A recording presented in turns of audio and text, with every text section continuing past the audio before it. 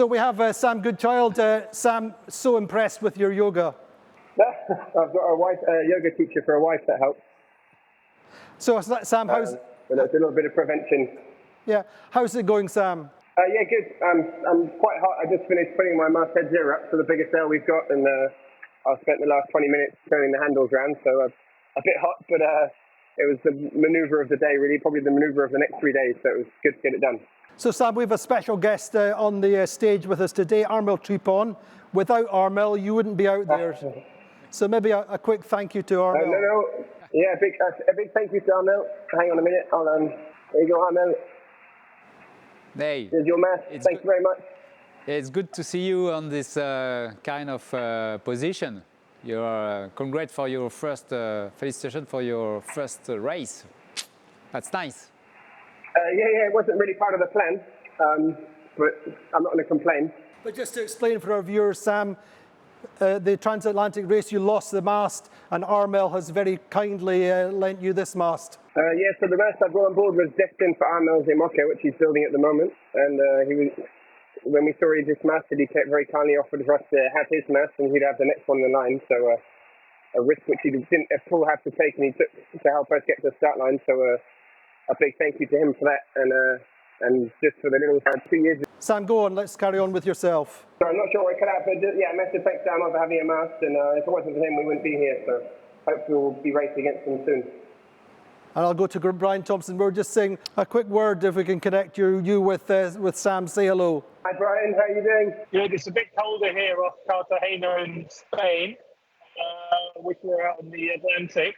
But you've been doing fantastically. It's been absolutely great to follow and see all your videos you put out, and really doing a super job. It looks like a Figaro race out there. Everyone's so close and fighting with each other all the way. Yeah, well, I'm not going to feel sorry for you, Brian, on your gunboat with the chef or the cook, but I'm sure the heating will work just fine. But yeah, it's quite warm out here in the Atlantic, and I'm sure you'll enjoy it soon. But no, nice to hear your voice, and thanks for the support. I remember following you in 2008 on Pindar, and it's nice to have my turn now. Sam, tell us about the situation then on the water, Sam. I mean, obviously we have Jean Le Cam in the east, we have Thomas Rion out on the west. You're a little bit in middle for diddle. Just interpret the situation at the moment for us, Sam. I mean, basically the trade winds are all but non-existent. We found a little bit of wind now, but we've had 2 days of basically no wind, where we're meant to have fairly consistent trades in normal times. So trying to find a way through that has not been easy. It hasn't been very straightforward. And there was an option to go the way Jean Le Cam went. I chose not to take it, and obviously quite a few people chose that as well, because it seemed a little bit, the risk versus reward was too high, finding yourself in Coffin Corner off the African coast. You hope that you could get through a very small gap of wind, and if it didn't work, then it was you could be stuck there for a long time. And coming out west seemed to be the safest option, even just for traffic and fishing boats and not getting caught up in islands and leads of islands and things. It was a slightly easier choice, or easier to manage anyway. So that's how we find ourselves out here. And I'm fairly confident at the minute. We'll see how it happens with our group out here with Tomo, who's 150 miles north of me and myself. But I imagine the differences once we get going south are going to be fairly small. Talk to us. I mean, we were just talking about the different classes, the different boats that you've sailed, building up to this race. That presumably gives you a great deal of self-confidence. Oh yeah, for sure. I mean, I've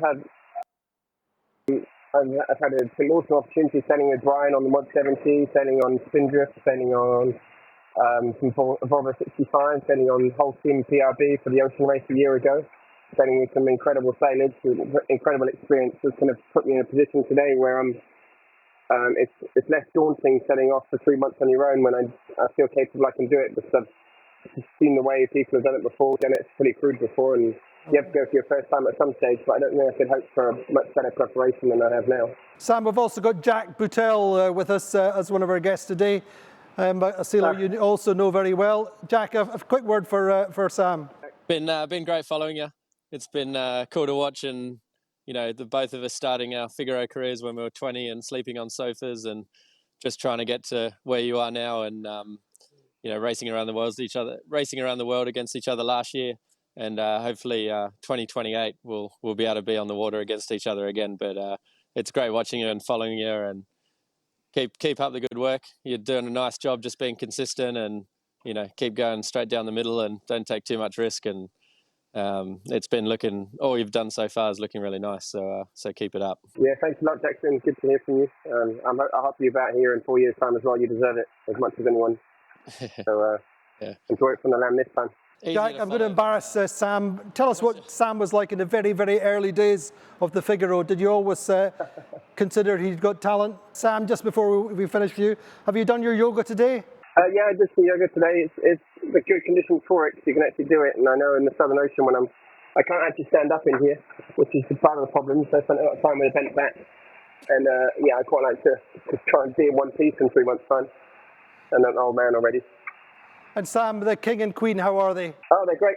Here you go. The Queen's dancing today. Normally she's a bit tired. and Kingy on the other side, he's having a little jiggle as well. And they help you with the strategy No, and everyone's on tactics. good form. Yeah, I guess, yeah, they seem happy. I haven't asked them too much, actually. Good stuff. Anyway, thank you so much for joining us, Sam. It looks fantastic out there. You're doing a great job. And we'll speak, I hope, in a few days.